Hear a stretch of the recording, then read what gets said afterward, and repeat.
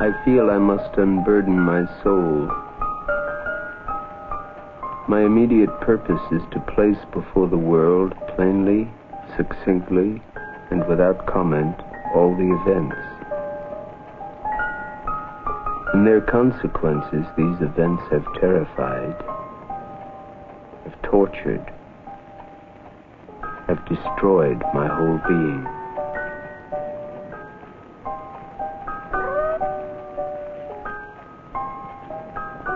My original soul seemed to take flight from my body.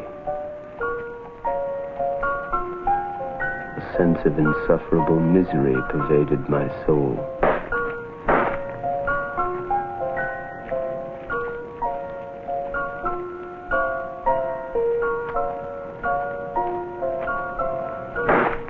True, nervous, very, very dreadfully nervous I had been. And am. But why will you say that I am mad? The disease had sharpened my senses, not destroyed, not dulled them. I heard all things in the heaven and in the earth. I heard many things in hell.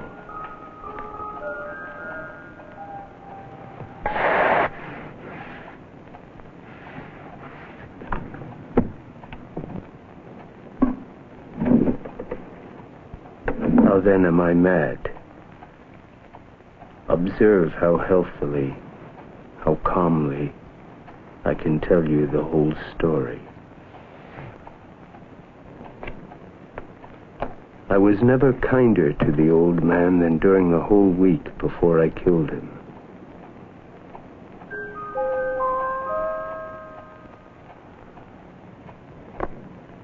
It is impossible to tell how first the idea entered my brain.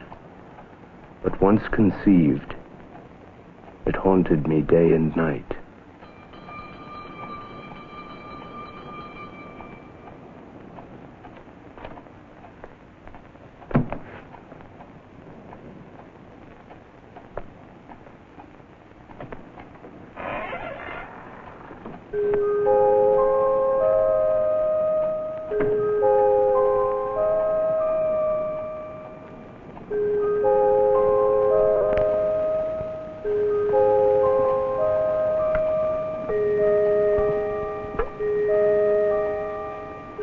I loved the old man. He had never wronged me. He had never given insult. Object there was none. Passion there was none. For his gold I had no desire.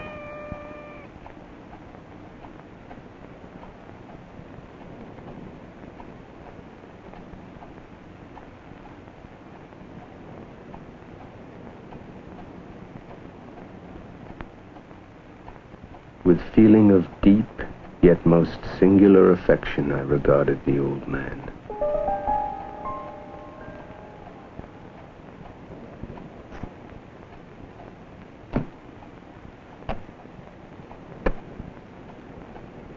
Had the routine of our life been known to the world, we should have been regarded as madmen, although perhaps as madmen of a harmless nature. Our seclusion was perfect. I admitted no visitors. His partiality for myself seemed to increase.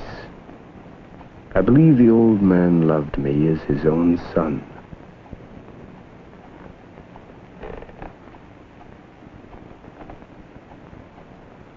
It is a thought, an odd one, which chills the very marrow of my bones with the fierceness of the delight of its horror.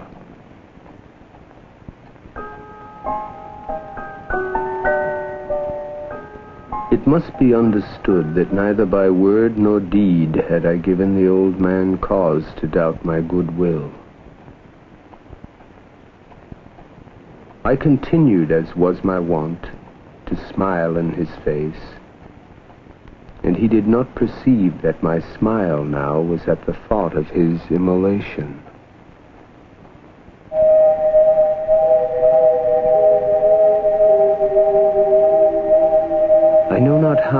why it was. His evident fondness for myself rather disgusted and annoyed. By slow degrees, these feelings of disgust and annoyance rose into the bitterness of hatred.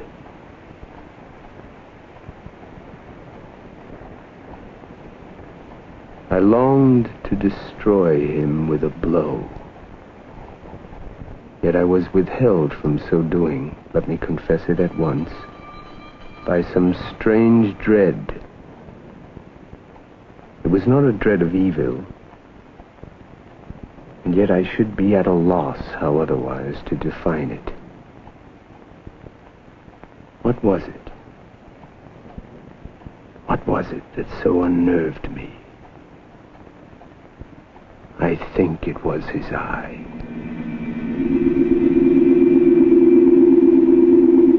I avoided the eye with a certain sense of shame. But gradually, very gradually, I came to look upon it with unutterable loathing, and to flee silently from its odious presence as from the breath of a pestilence.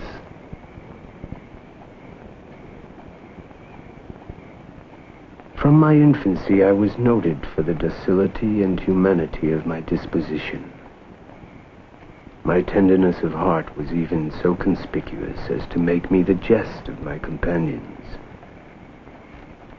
Yet I am not sure that my soul lives than I am that perverseness is one of the primitive impulses of the human heart, one of the indivisible primary faculties, or sentiments which give direction to the character of man.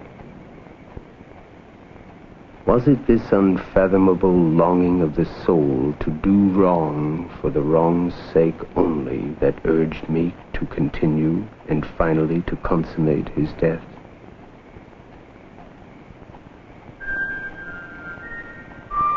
By degrees, very gradually, I made up my mind to take the life of the old man, and thus rid myself of the eye forever.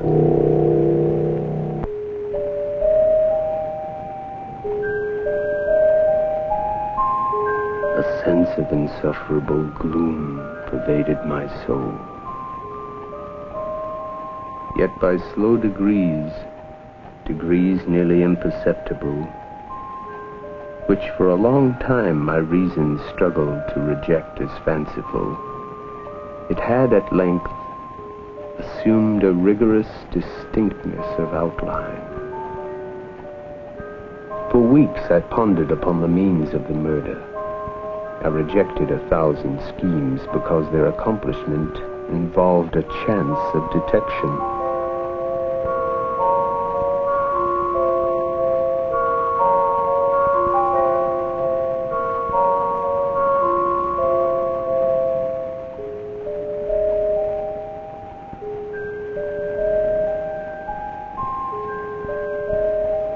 Oh, you would have laughed to see how cunningly I moved. Slowly. Very, very slowly. So that I might not disturb the old man's sleep. Oh, so cautiously I thrust my head in.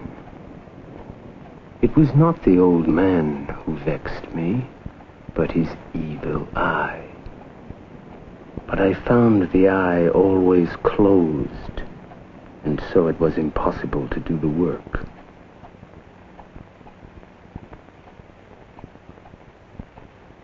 And every morning when the day broke, I went boldly into his chamber.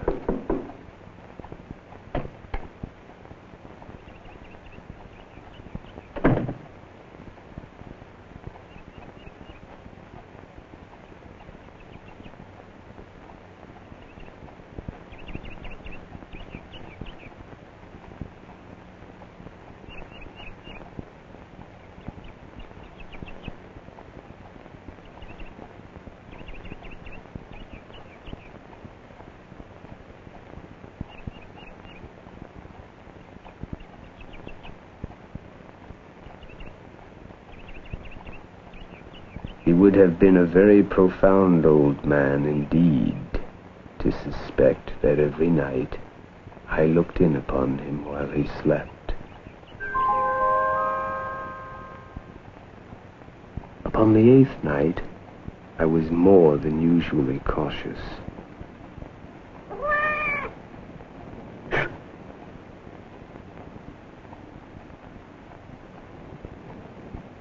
Never before that night had I felt the extent of my own powers, of my sagacity. I could scarcely contain my feelings of triumph.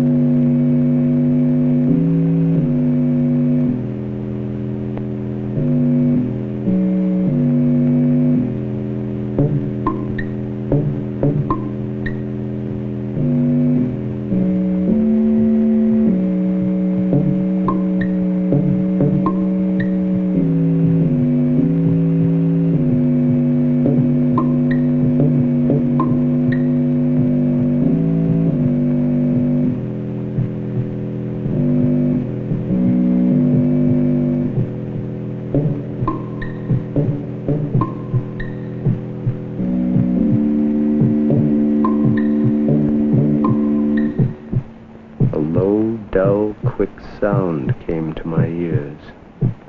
It was the beating of the old man's heart.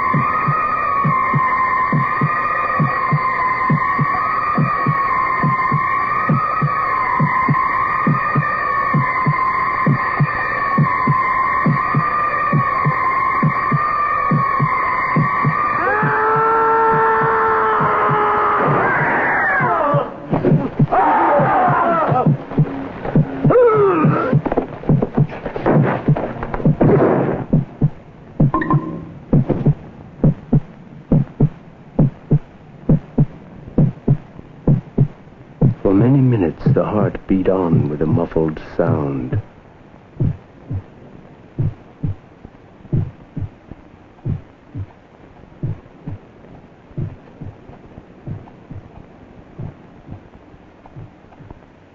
It is impossible to describe or to imagine the deep, the blissful sense of relief which occasioned in my bosom.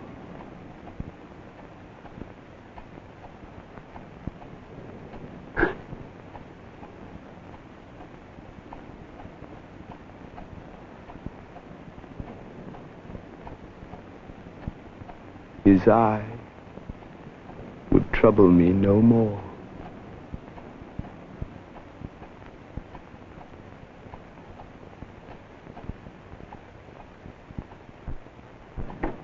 This hideous murder accomplished, I set myself forthwith and with entire deliberation to the task of concealing the body. If still you think me mad, you will think so no longer when I describe the wise precautions I took. I knew that I could not remove the corpse from the house either by day or by night without the risk of being observed by the neighbors.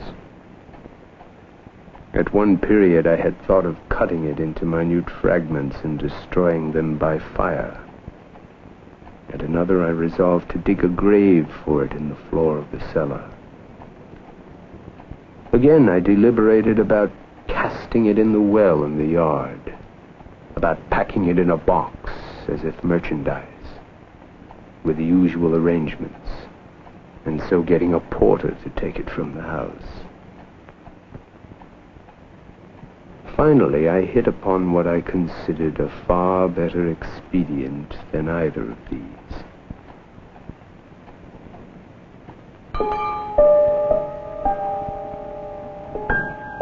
The night waned and I worked in silence. First of all, I dismembered the corpse. I cut off the head and the arms and the legs.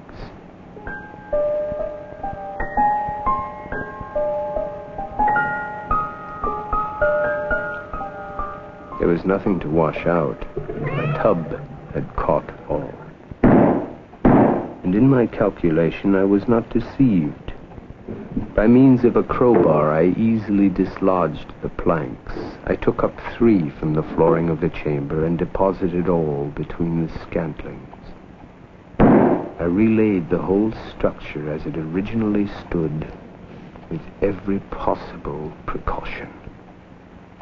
A sentiment of satisfaction arose in my bosom as I reflected upon my absolute security. Once again, I breathed as a free man.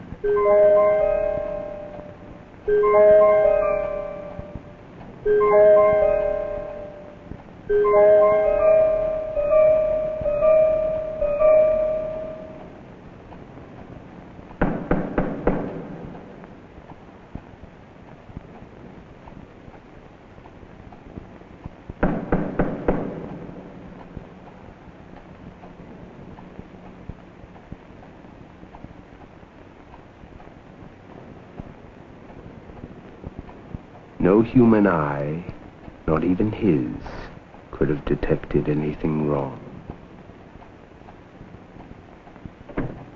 I went down to open the door with a light heart, for what had I now to fear? I had left no shadow of a clue by which it would be possible to convict or even to suspect me of the crime. There entered 3 men, who introduced themselves with perfect suavity as officers of the police. A shriek had been heard by a neighbor during the night. Suspicion of foul play had been aroused. Information had been lodged at the police office, and they had been deputed to search the premises.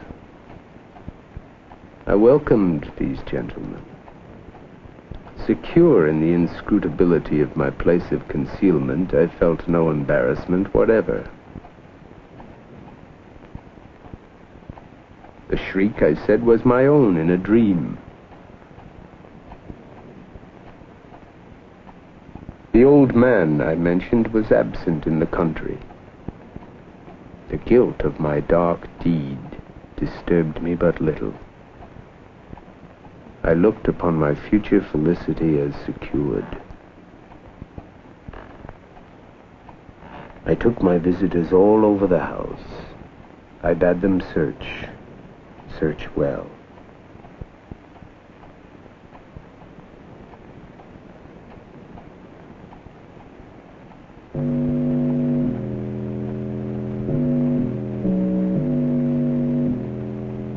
I led them at length to his chamber. I smiled, for what had I to fear?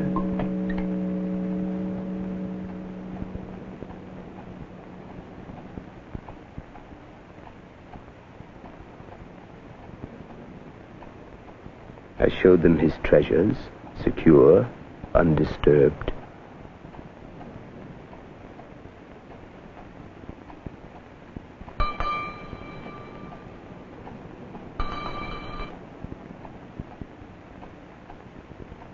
In the enthusiasm of my confidence, I brought chairs into the room and desired them here to rest from their fatigues, while I myself, in the wild audacity of my perfect triumph, placed my own seat upon the very spot beneath which reposed the corpse.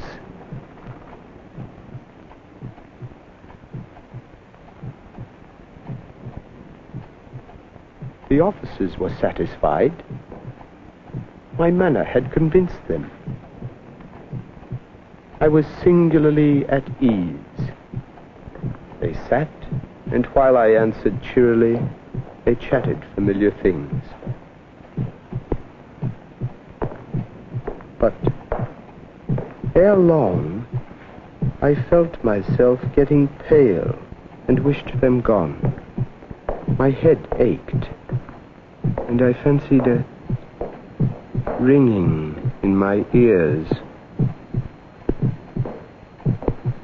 But still they sat and still chatted. The ringing became more distinct.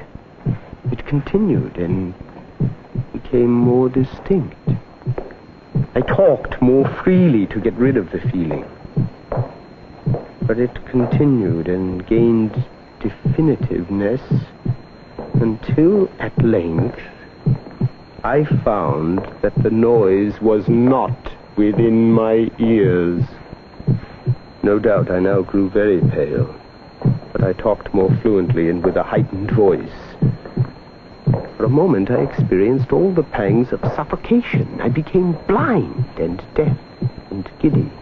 Yet the sound increased. And what could I do? It was a low, dull, quick sound, much such a sound as a watch makes when enveloped in cotton. I gasped for breath, and yet the officers heard it not. I talked more quickly, more vehemently, but the noise steadily increased. My breast heaved, my knees tottered, my whole spirit became possessed with an objectless yet intolerable horror. I gazed, my brain reeled with a multitude of incoherent thoughts.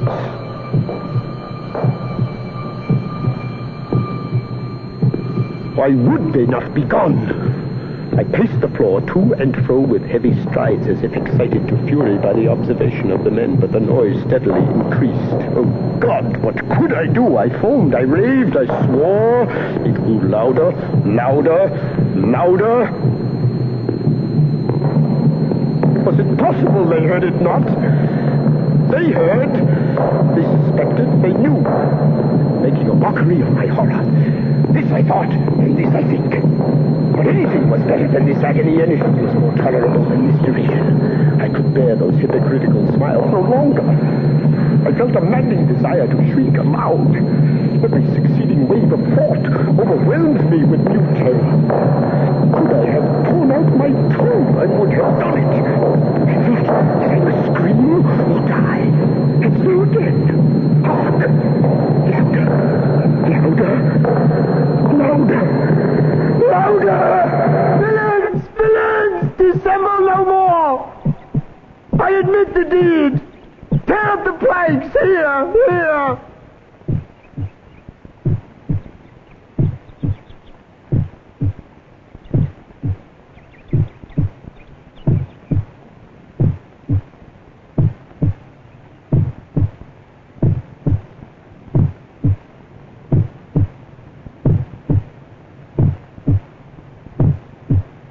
It is the beating of his hideous heart.